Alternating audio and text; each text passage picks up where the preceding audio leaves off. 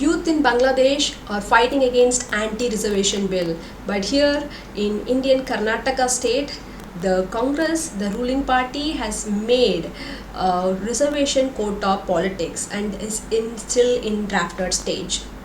What will happen to such retrograde and regressive thoughts when we are living in the technological world? People of different language will fight with one another, and this will create a dangerous position to $250 billion IT hub in Bangalore. And what will happen if other states come forward and say similar things like we are going to give our private job, not only government job, our private job only to our state's people, not to other state people? It feels like I am in India, but I'm not feeling as I am belonging to my own state. And what is going to be the life of the migrant workers? Should merit come first or should reservation come first? Why are politicians playing on this quota politics for their own benefit, not considering people's safe life and security? Let's see that in this video. Quota regional politics.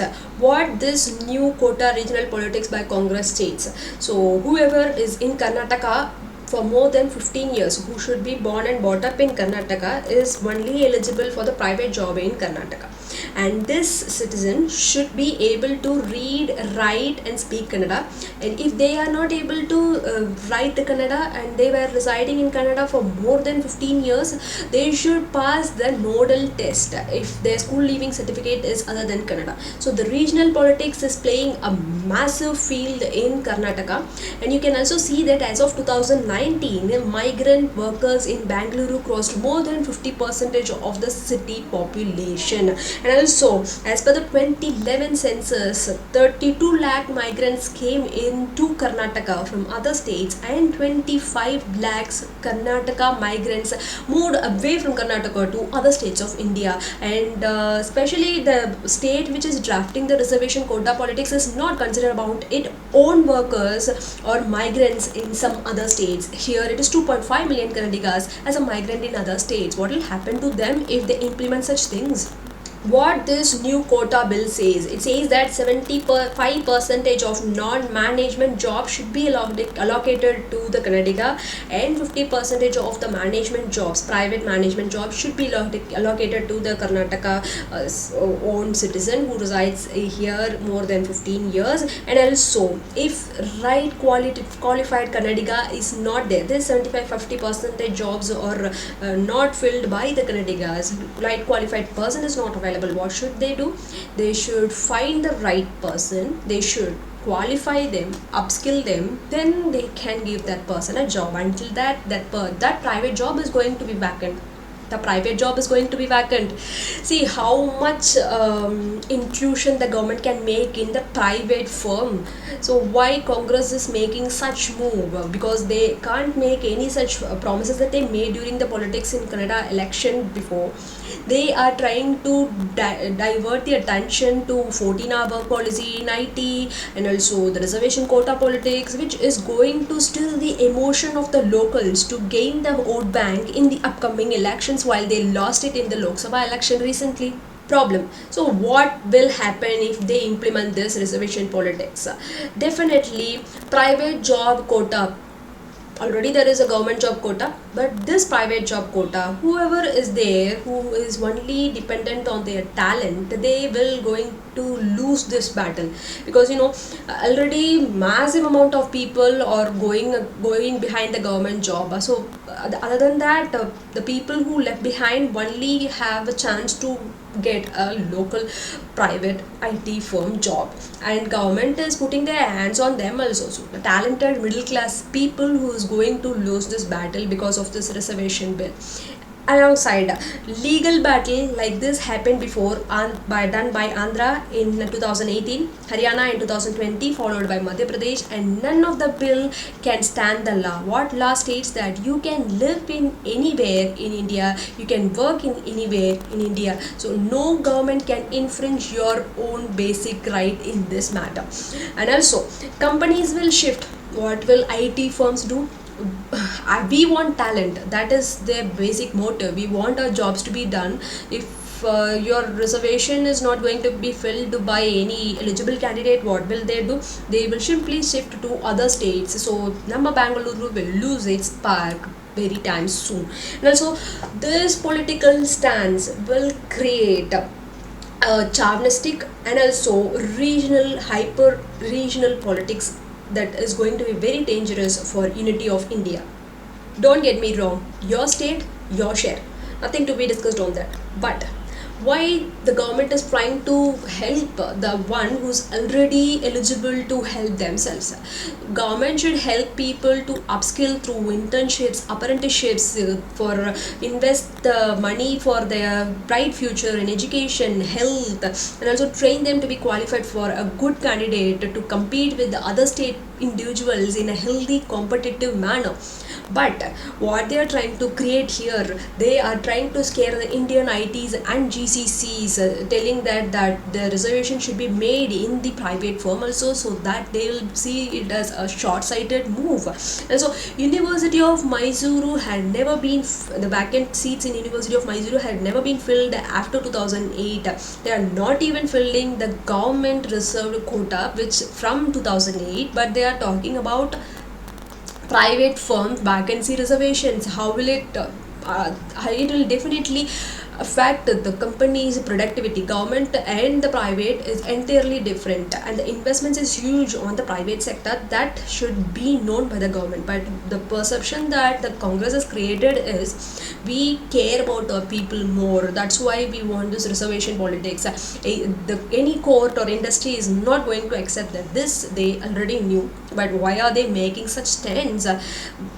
Why do they do these things, even if nothing is going to happen, just to get the emotional response and vote bank politics for their own prospective gain?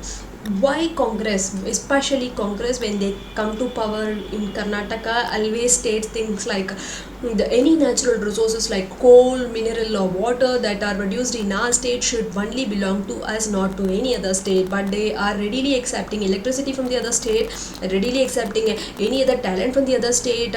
Why such thing then? Why Congress has introduced freight equalization policy then? Why are they not seeing equality between its citizens of India? Language and signage debate. Where is this divide and policy rule from the politicians stemming from? Where Bengaluru in the first stance is not chauvinistic, it is accepting people from all the culture, and that is why you can see the IT hub is growing. All those North Indians and the parts of South India and Eastern cultures are already present in Bengaluru. So if you consider society as a tree and the natives as its roots, so the migrants or its nutrients. So nutrients are very important for a tree to grow. Likewise, migrants are important for a city to grow, which means that if the migrants come into the city, more jobs are created, so the business grows even faster than necessary, which means that inclusivity in Bengaluru is like diversity is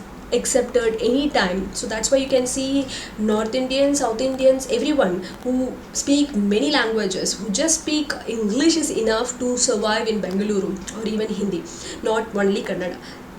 I am not saying it in any meaner tone, but just knowing English is enough to survive in Bangalore. That is how Bangalore is accepting multilingualism. And Chauvinism is never a tool to make someone speak their own language who is from the other state. Recently, groups like pro-Kannadiga organizations, Karnataka Rakshana Vedika, KRV demanded 60% of signboards in commercially establishment in Karnataka should be in Kannada language by the end of February 2024. The KRV gained prominence in mid-2000s advocating for Kannada signboards. They came to that fame only because of this signboard debates. And also, if you are in the place where the particular language is spoken by the local in mass, or else the language is already there for more years, there is nothing wrong to ask for any signage in our state should be in our own language. There is nothing wrong and no one can debate about that, but you should ask it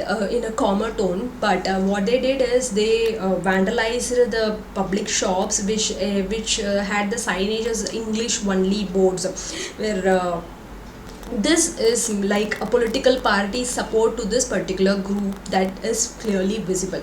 And in every state there will be a pro language group present. Every state, not only Karnataka, in every state they will have pride in their own language. Nothing wrong in that. You cannot tell people that why are you having, no, nothing like that.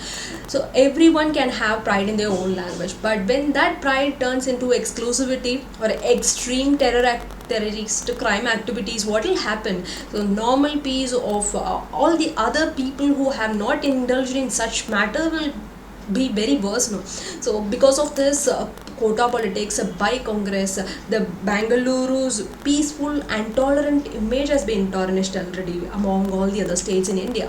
Socio-economic factor, economic disparity. There is a growing resentment among the local Kannadigas that the non-Kannadigas like Gujaratis and Marwadis are doing enormously good in the businesses. They are dominating the trading businesses, especially in Karnataka. And also job competition. There is an increased job competition in the IT sector of Karnataka, whereas the influx of migrants avoiding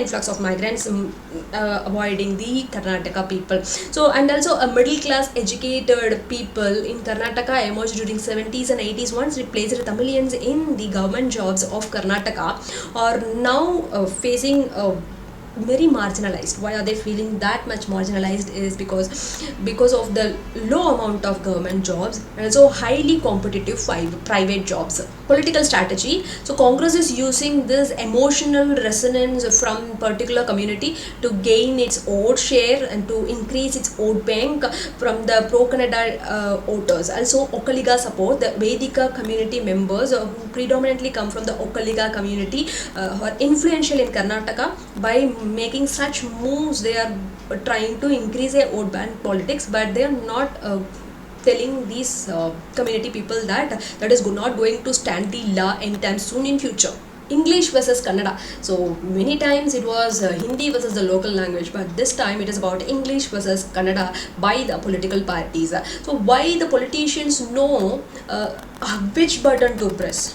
Why they do this? Because to gain the vote bank, as I said before, to get the emotional response, to get the people support, they simply do all these things.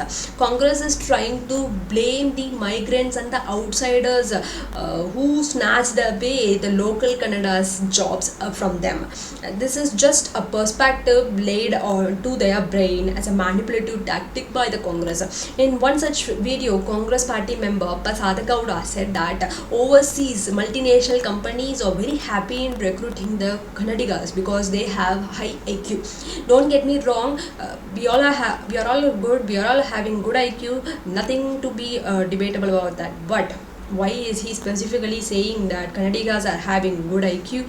And if that is the case, then why are they asking for reservations? And also he mentioned that HRs of the multinational companies are only recruiting the North Indians, as that HR itself is from the North India. So he is saying simply like they are coming to our state, living in our state, and they are not giving our own job to us, which is not in reality thing. Congress pits locals against migrants in the name of vote bank politics. If you see that Indians are pitted against Indians, what will happen? We are returning back to the divide and rule policy of British. Congress is trying very hard to bring the divide and rule policy after independence in every state when it comes to power. But every time it did like that, it failed miserably. So same thing will happen again. Congress will not survive this reservation political strategy stance. Pro-Kannada statement. Congress is positioning themselves as a pro-Kannada supporters against a tactic to the BJP's Hindutva agenda to gain more vote than the BJP. So, but only specific to this private sector reservation quota. Why? Because 33.15% of government jobs posts lying vacant in Karnataka still now, where 420 teaching posts lying vacant in Mysuru University. They cannot fill the government jobs in the first hand, but creating a fake scenario that private jobs should be reserved and the people should not fall pray for such political fake agendas by the party for their own gain. So Congress has previously supported Kannadigas sentiments like no Hindi signage boards, and also in metro stations especially.